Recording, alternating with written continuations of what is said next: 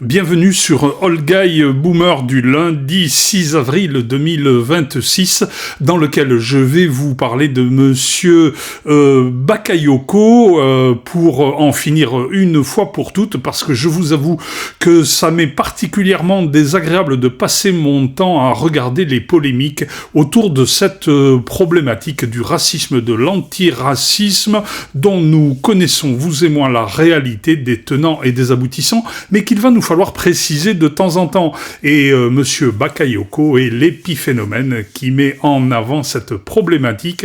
Quelques extraits pour bien cerner ce qui se passe autour de ce monsieur maire de Saint-Denis qui apparemment ne passe pas beaucoup de temps à gérer sa ville, mais en passe bien plus encore à saisir les tribunaux pour des problèmes qui finalement, vous le savez, n'existent que dans leur tête parce que ça leur rend bien service.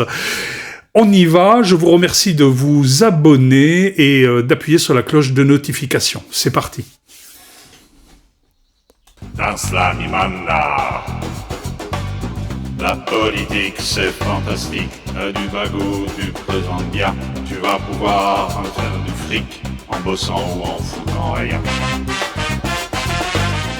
Jean Dorido, merci d'être resté, puisque pendant la pause, je regarde les réseaux sociaux et je vois qu'il y a certaines personnes qui déforment vos propos.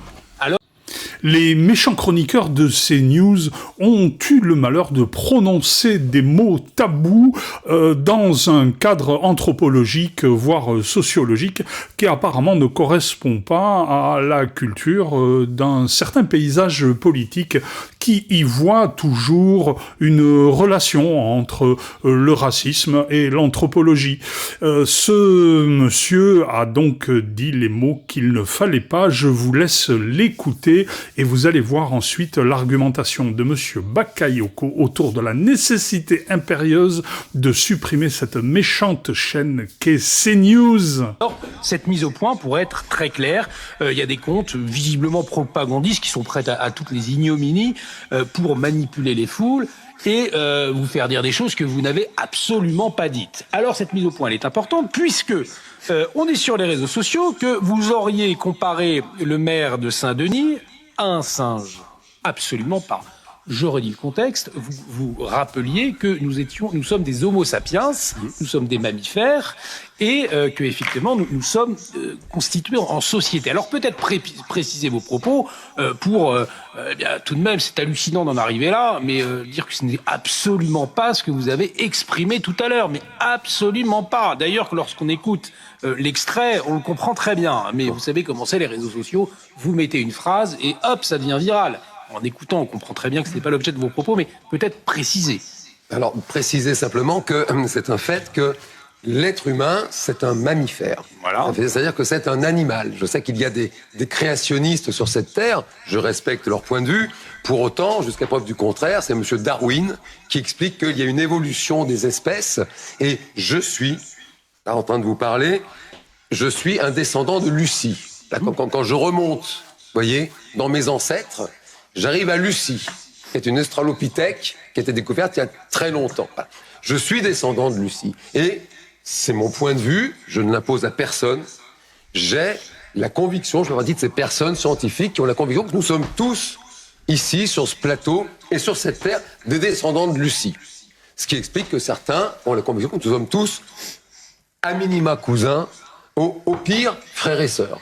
Vous savez tout comme moi, depuis la petite école où nous l'avons appris, que la filiation, la généalogie humaine prend ses origines chez les grands singes qui ont évolué pour aboutir à ce que nous sommes aujourd'hui, des sapiens sapiens.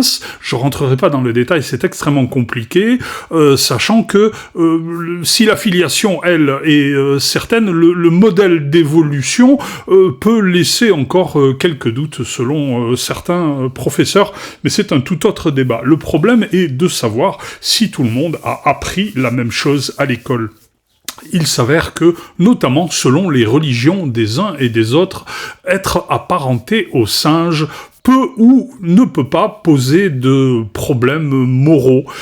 Alors, la réalité, c'est que en France, nous n'avons aucun problème. Et quand vous allez dans les grands musées, comme le musée de l'Homme, par exemple, vous voyez très clairement l'explication donnée depuis l'origine que l'on peut trouver dans Lucie, par exemple. Il y en a des tas d'autres, on en découvre quasiment tous les jours.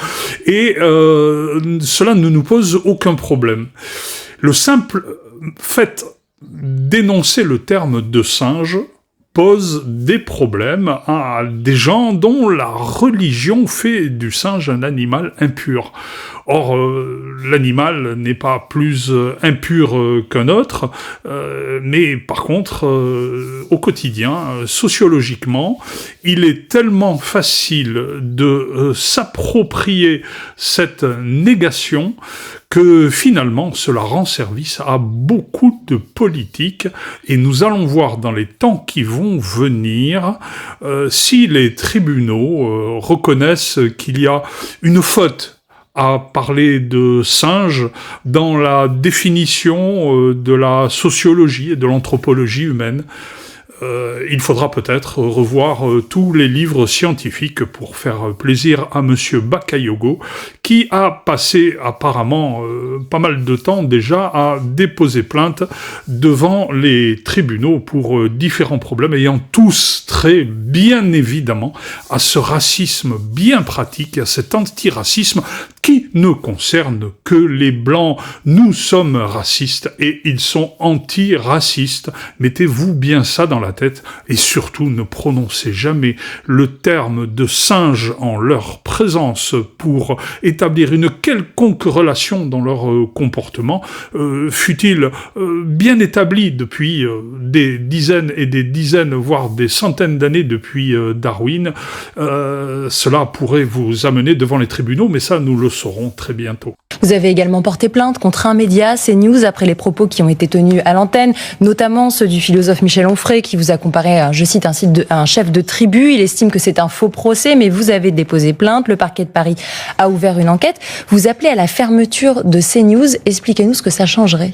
Très clairement, alors s'il est vrai que cet appel à la fermeture est un appel de rupture, y compris radicale, qui permet à la fois de pouvoir créer un élément de discussion, y compris de pouvoir interroger ce qui se passe en fin de compte dans la ligne éditoriale de CNews, ça changerait beaucoup. Ça changerait déjà de réduire la force de la diffusion en fin de compte de la haine. Ce n'est pas rien. Ça ne fait pas disparaître la parole, y compris raciste, de fermer un média. Mais donc c'est la raison pour laquelle, si l'on doit passer par cela, nous devons le faire parce que nous avons pris beaucoup trop de retard sur la lutte antiraciste, et je pense que toutes les actions qui peuvent réduire, en fin de compte, je veux dire, la parole raciste, doivent pouvoir. Mais pardonnez-moi, mais vous y allez sur cette chaîne. Les élus de votre formation politique y vont. Vous avez vous-même répondu à certaines interviews sur ce média-là. Est-ce qu'il n'y a pas une contradiction de dire j'appelle à fermer un média que je considère raciste, sur lequel, en parallèle, je me rends bien volontiers? Cohérence, il y a une cohérence parfaite en fait dans ce que je fais. Expliquez-nous, parce que là je vois pas exactement. Je considère que partout où l'extrême droite en fait diffuse, partout nous devons y aller pour aller apporter notre message. Moi, j'ai aucune difficulté de répondre à une question en fait d'un journaliste supposé même raciste, ou voire même qui tient des propos racistes. Je suis prêt à le faire. En revanche, je ne débat pas avec les racistes, c'est pas la même chose. Et donc CNews a une capacité de diffusion, et cette diffusion de la haine doit être combattue partout. Et c'est la raison pour laquelle, lorsque nous sommes invités, la France Insoumise ou d'autres camarades de la France Insoumise doivent y aller aussi pour porter en fait notre message. Je pense que c'est ça l'essentiel. Et vous n'avez pas peur que ces appels à la fermeture, ça renforce tous ceux qui pensent que la liberté d'expression est menacée, qu'on ne peut pas dire ce qu'on veut, qu'il existerait une bien-pensance de... C'est vrai, il y a toujours eu cette risque. Et c'est justement qu'il y a en permanence en fait ce chiffon rouge en fait qui est à la fois agité, qui permet en fait qu'à l'extrême droite et au discours raciste de prospérer. C'est ça la réalité en réalité. Bon, vous l'avez compris, il s'agit de faire fermer CNews. Ensuite, ce sera le tour des réseaux sociaux. Il faudra les faire taire avant les élections de 2027, de façon à ce que la Macronie puisse faire accéder monsieur Édouard Philippe à l'Élysée. Enfin bon, ça c'est ce dont il rêve, mais malheureusement c'est le cauchemar de la majorité des Français qui veulent tourner une page, et monsieur Bakayoko pourra remuer ciel et terre, déposer plainte plainte devant les tribunaux tant qu'il veut pour le racisme, l'antiracisme et tout ce qu'il veut. Il ferait mieux de s'occuper de la gestion technique de sa commune et d'arrêter de poser des problèmes à des gens qui ne sont pas dans sa veine politique, y compris les agents de Saint-Denis qui vont avoir des sacrés problèmes parce que beaucoup vont se retrouver au chômage pour ne pas avoir les mêmes opinions politiques que le maire qu'ils ont peut-être pas tous élus. Je vous remercie donc de vous abonner et d'appuyer sur la cloche de notification pour recevoir les vidéos de All Guy Boomer pour connaître les opinions d'un boomer qui a bien envie de s'exprimer sur les réseaux sociaux tant que c'est encore possible. Allez, à bientôt.